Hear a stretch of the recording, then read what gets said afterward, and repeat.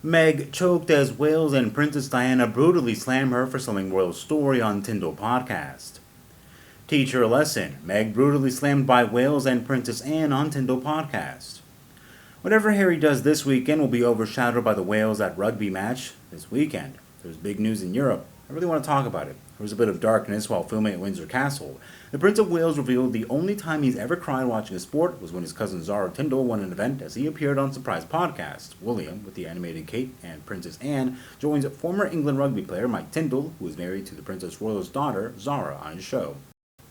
The Good, the Bad, and the Rugby is his podcast. Father of three, William recalls the only time he ever cried while watching sports and also reveals an important lesson. He hopes team sports will help educate his three children. He admitted that he shed tears while watching his cousin Zara compete, and said that the only time he cried while watching sports is when Zara wins. I think it was the European Championship. I was on Exmoor camping. We were all gathered around the phone watching. She's there, she's crying, the flag is going up, I was broken into pieces.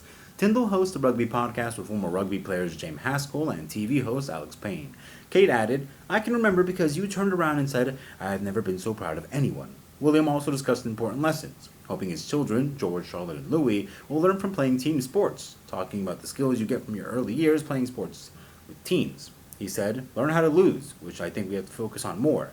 Nowadays, I think people don't really know how to lose.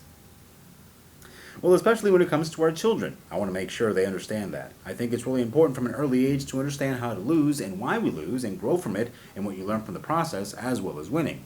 Yes, and don't brag, there are so many life lessons that help us all out throughout our lives about friendships, building relationships in the workplace that you get from your early years in team sports. Maybe Prince William is referring to Meghan in that polo match, trying to get that prize box from the players and then standing there while they were all trying to lift the trophy above her head, and she tries to become part of it as if she were the captain of the team, the winning team. It looks like Harry and his team didn't even get that win, especially when she bowed and banged her head stupid, trying to move forward and clapped her hands like a seal. She's scary. It's absolutely disgusting. We, the public, are more ashamed of her than ourselves even. She's either clueless or stupider than a bag of flour.